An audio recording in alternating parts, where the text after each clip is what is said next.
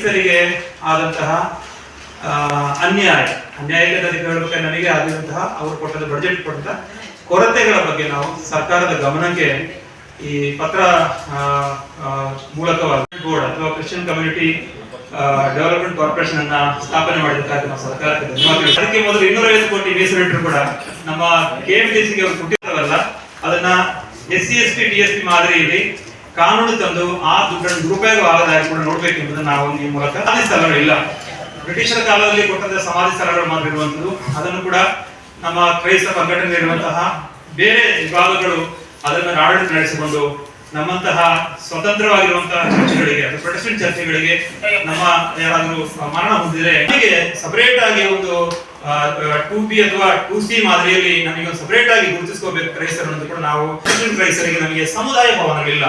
ಅದರಿಂದ ನಮಗೆ ಪ್ರಕಾರ ನಮಗೆ ಕೂಡ ಸಮುದಾಯ ಭವನ ಕೊಡಬೇಕು ಅಂತ ಕೂಡ ನಾವು ಈ ಮೂಲಕ ಕೇಳಿ ನಮ್ಮ ಸೇವಕರು ಕೂಡ ನಾವು ಕೂಡ ಸಮಾಜವನ್ನು ಒಡೆಯುವ ಕೆಲಸ ಮಾಡ್ತಾ ಇದ್ದೀವಿ, ಬದಲಾಗಿ ಸಮಾಜಕ್ಕೆ ಒಳ್ಳೆಯ ಮಾತನ್ನೇ ಹೇಳ್ತಾ ಇದ್ದೀವಿ. ನಮ್ಮ ಕಮ್ಯುನಿಟಿಯಿಂದ ಸ್ಕೂಲಲ್ಲಿ ಕಲಿತವರಲ್ಲಿ ಕೂಡ ಒಳ್ಳೆ ನೆಲೆಗಳಿದ್ದಾರೆ. ಅದಕ್ಕೆ ನಮ್ಮ ಸೇವಕರಿಗೆ ಕೂಡ ಆ ರೀತಿ ಒಂದು ಸಹಾಯವನ್ನು ಕೊಡಬೇಕು ಅಂತ ನಾವು ಕೇಳ್ತೀವಿ. ಜೊತೆಗೆ ಯಾರು ಪರ್ಮಿಷನ್ ಕೊಟ್ಟಿರ್ತೀವಿ, ಪರ್ಮಿಷನ್ ಕೊಡುವಂತ ಒಂದು ಸಂಸ್ಥೆನೇ ಇಲ್ಲ. ಕ್ರೈಸ್ತರಿಗೆ ಒಂದು ಆರಾಧನೆ ಮಾಡ್ಬೇಕಾದ್ರೆ ಪರ್ಮಿಷನ್ ಕೊಡಕ್ಕೆ ಯಾವ ಸಂಸ್ಥೆನೇ ಇಲ್ಲ, ಇದು ಯಾರು ಗೊತ್ತೂ ಇಲ್ಲ. ಬಂದ್ ಕೇಳ್ತೀವಿ, ನೀವು ಯಾರು ಪರ್ಮಿಷನ್ ಕೊಟ್ಟರು ಅಂತ ಹೇಳಿ.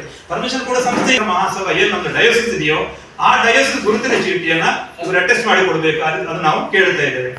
ಬೇಕು ಅದೇ ಪ್ರಕಾರವಾಗಿ ನಾನು ಆಗ್ಲೇ ಹೇಳಿದಾಗೆ ಕ್ರೈಸ್ತರಿಗೆ ಪ್ರತ್ಯೇಕ ಮೀಸಲಾತಿ ವರ್ಗ ನಮಗೆ ಬೇಕು.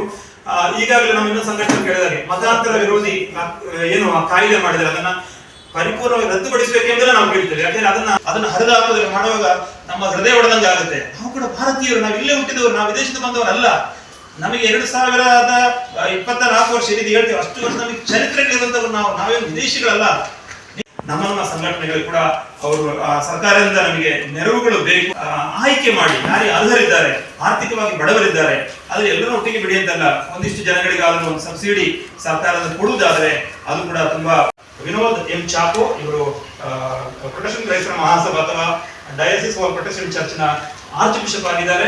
ಜೊತೆಗೆ ನಮ್ಮ ಜೊತೆ ಇದ್ದಾರೆ ಬಿಷಪ್ ಡೇವಿಡ್ ಮೋಹನ್, ಇವರು ಬೆಂಗಳೂರು ಸೌತ್ ರೀಜನ್ ಬಿಷಪ್ ಆಗಿದ್ದಾರೆ. ಜೊತೆಗೆ ನಮ್ಮ ಜೊತೆಗೆ ಇದ್ದಾರೆ ವಿಲಿಯಂ ಮೋಸಸ್ ಅಂತ ಹೇಳಿ, ಅವರು ಬಂದ್ಬಿಟ್ಟು ನಮ್ಮ ಸಿನೆಡ್ ಸೆಕ್ರೆಟರಿ ಆಗಿದ್ದಾರೆ. ಜೊತೆಗೆ ಬಿಷಪ್ ವಿಜಯ್ ಕುಮಾರ್ ಬಂದು ಇವರು ಕೂಡ ಬೆಂಗಳೂರು ಬಿಷಪ್ ಆಗಿದ್ದಾರೆ.